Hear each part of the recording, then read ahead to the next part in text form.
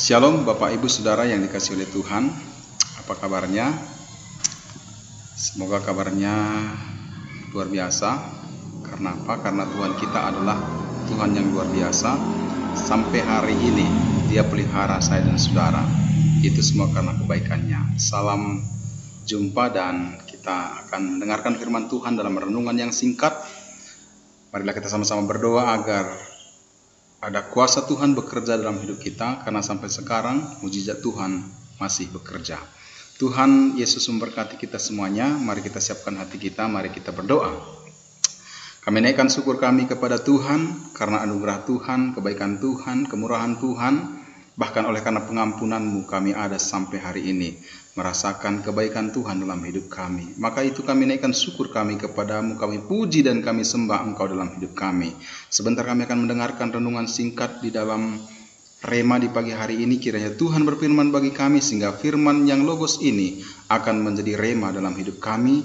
Dan kami diberkati, kami ditolong, kami dijamah, dan kami pun akan memuliakan Tuhan dalam kehidupan kami. Berkati hamba-Mu yang tidak ada apa-apanya ini, kiranya Tuhan memakai sehingga kami semua, setiap yang mendengar dimanapun berada, berkat Tuhan tercurah atas kami. Terima kasih Tuhan, kami siapkan hati kami mendengarkan firman Tuhan. Hanya di dalam nama Yesus Kristus kami berdoa dan mengucap syukur. Haleluya. Mari kita sama-sama katakan amin. Amin. Tuhan Yesus memberkati. Dan hari ini Bapak Ibu Saudara, kita akan langsung saja mendengarkan firman Tuhan yang saya berikan judul beroleh hati yang bijaksana. Beroleh hati yang bijaksana. Saya ambil firman Tuhan, saya baca dalam Mazmur pasal yang ke-90 ayat 12, dikatakan seperti ini. Ajarlah kami menghitung hari-hari kami sedemikian, hingga kami beroleh hati yang bijaksana. Jadi dikatakan, ajarlah kami menghitung hari-hari kami sedemikian, hingga apa saudara? Hingga kami beroleh hati yang bijaksana. Ini merupakan doa Musa adalah abdi Allah. Saudara, menghitung hari-hari tidak hanya seperti satu hari, satu minggu itu 7 hari, satu bulan 30 hari, satu tahun 365 hari sama dengan 12 bulan. Memang itu menghitung hari-hari, tetapi lebih daripada sekedar itu ada maksud dan makna yang Tuhan berikan bagi kita dalam Mazmur pasal 90 ayat 1 sampai seterusnya. Tetapi inti yang kita baca adalah ayat 12, di mana Dia berkata, ajarlah kami menghitung hari-hari kami sedemikian. Hingga apa saudara? Hingga kami beroleh hati yang bijaksana. Tuhan ingin agar setiap umat-umatnya memiliki hati yang bijaksana. Jadi Bapak Ibu Saudara, Tuhan ingin agar kita merenungkan kehidupan ini. Ternyata dikatakan hidup ini begitu singkat. Ketika kita merenungkan hari-hari, ternyata hidup ini begitu singkat. Bahkan di dalam Mazmur pasal 90 ini ada 4 diibaratkan, dicontohkan bagaimana singkatnya kehidupan itu. Yaitu kita lihat di ayat yang keempat. Dikatakan, sebab di matamu 1000 tahun sama seperti hari kemarin. Itu yang pertama. Jadi hidup itu sama seperti hari kemarin. Apa itu hari kemarin? Sudah berlalu. Lalu yang kedua dikatakan, atau seperti suatu giliran jaga di waktu malam. Di setiap desa waktu itu ada disebut dengan ronda malam. Jadi yang mengatur siapa yang harus bekerja itu adalah kepala desa dan perangkatnya. Waktu saya juga ikut sebagai relawan COVID ketika itu, maka yang mengatur kami bekerja hari Senin, Selasa, Rabu, Kamis, Jumat, Sabtu, Minggu, itu kepala desa dan seluruh perangkatnya. Jadi hidup itu seperti suatu giliran jaga. Ya, kalau kita melihat hari ini ada orang meninggal tiba-tiba 1000 di sana, meninggal tiba-tiba kena gempa ribuan di sana. Itu artinya apa? Sebetulnya hidup ini adalah hanya suatu giliran saja. Maka itu siap-siap saja Bapak Ibu Saudara. Kita tidak tahu kapan saatnya dan waktunya, tetapi yang Tuhan mau orang bijaksana itu adalah bersiap-siap. Jadi hidup itu seperti apa tadi saudara? Hari kemarin hidup itu dikatakan sama seperti suatu giliran dijaga. Lalu kemudian ayat selanjutnya, engkau menghanyutkan manusia, mereka seperti mimpi. Mazmur 90 ayat 5. Jadi hidup itu juga seperti apa saudara? Yang ketiga seperti mimpi. Dan yang keempat, hidup itu disebutkan seperti rumput. Dikatakan di waktu pagi berkembang dan bertumbuh, di waktu petang lisut dan layu. Jadi ada 4. Dalam Mazmur 90 ini dikatakan hidup itu seperti apa saudara? Hidup itu seperti hari kemarin, hidup itu seperti suatu giliran jaga, hidup itu seperti suatu mimpi, dan hidup itu seperti rumput. Kalau Petrus katakan dalam kitab Petrus, hidup itu seperti uap. Artinya apa? Ketika kita menghitung hari-hari, ternyata hari-hari ini begitu apa saudara? Hari-hari ini begitu singkat. Itulah sebabnya dikatakan di ayat yang ke-10 dalam Mazmur pasal 90 ini dikatakan, masa hidup kami 70 tahun, dan jika kami kuat apa saudara 80 tahun. Dan kebanggaannya adalah kesukaran dan penderitaan, sebab berlalunya buru-buru dan kami melayang lenyap. Itu artinya apa?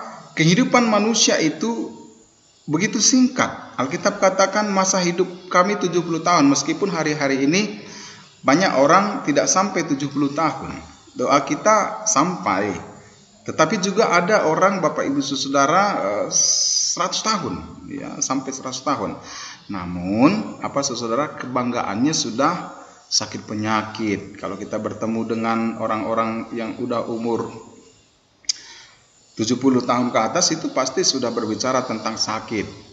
Osteoporosis, jantung, gagal ginjal, banyak hal Bapak Ibu. Tidak hanya sekedar sakit kecil. Encok pegelinu, itu mah gampang.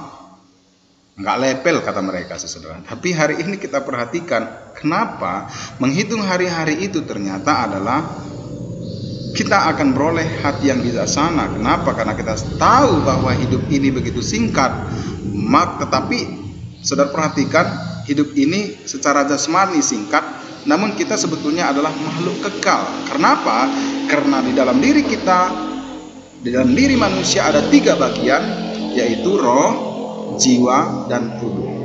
Roh akan kembali kepada Allah bagi kita yang percaya, dan tubuh akan kembali kepada tanah. Karena Alkitab katakan dari debu akan kembali menjadi tanah. Maka itu jangan sombong Bapak Ibu Saudara. Kita harus merendahkan hati di hadapan Tuhan. Karena pada saatnya nanti semuanya akan kembali kemana? Ke tanah, saudara. Jadi kita perhatikan di sini.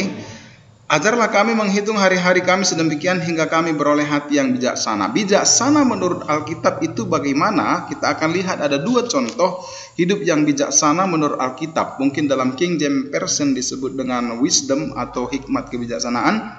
Tapi kita lihat Alkitab kita berkata bijaksana. Bijaksana menurut Alkitab di sini adalah yang pertama, bersiap-siap menanti kedatangan Tuhan yang kedua kali. Itu bijaksana menurut Alkitab. Siap-siap apa saudara menanti kedatangan Tuhan yang kedua kali. Contohnya di dalam Matius pasal 25 akan saya baca ayat 1 sampai 4 dikatakan, pada waktu itu hal kerajaan sorga seumpama 10 gadis yang mengambil pelitanya dan pergi menyongsong mempelai laki-laki. 5 diantaranya bodoh dan 5 diantaranya itu apa saudara? Bijaksana.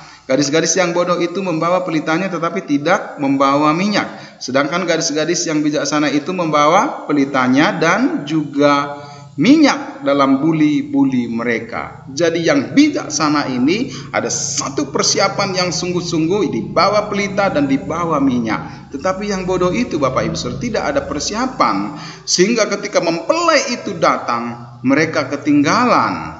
Tetapi yang gadis-gadis yang bijaksana itu mereka mendapat anugerah. Kenapa? Ada persiapan dan ada persiapan, ya, bersiap-siap menanti kedatangan Tuhan yang kedua. Itulah sebabnya dikatakan dalam Matius 25 ayat 13, karena itu berjaga-jagalah sebab kamu tidak tahu akan hari maupun akan saatnya. Jadi kedatangan Tuhan itu bisa secara global, ya, bisa juga secara personal. Maka itu yang Tuhan mau adalah saya dan saudara kita harus apa saudara? Bersiap-siap. Yang kedua, beroleh hati yang bijaksana menurut Mazmur pasal 90 ayat 12 tadi adalah, yang kedua adalah menjadi pelaku firman, menjadi pendengar firman dan juga pelaku firman. Di mana ayatnya? Matius pasal 7 saya baca ayat yang ke-24.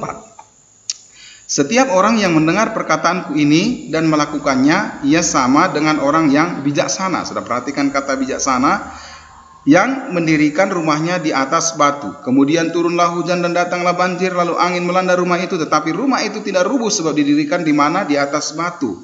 Tetapi setiap orang yang mendengarkan perkataanku ini dan tidak melakukannya, ia sama dengan orang yang bodoh, yang mendirikan rumahnya di mana? Di atas pasir. Kemudian turunlah hujan dan datanglah banjir, lalu angin melanda rumah itu, sehingga rubuhlah rumah itu, dan hebatlah kerusakannya. Jadi orang yang bijaksana menurut Alkitab yang pertama tadi bersiap-siap dan berjaga-jaga menanti kedatangan Tuhan yang kedua kali.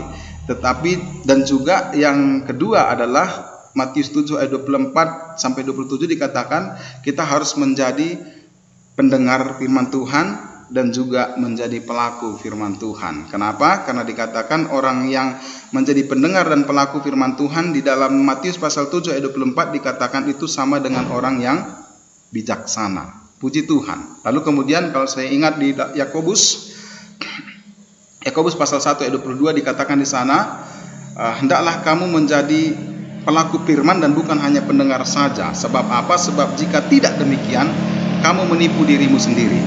Wow, Bapak Ibu Saudara, kita tidak suka menipu orang, kita tidak suka orang menipu kita, apalagi kita menipu diri kita sendiri.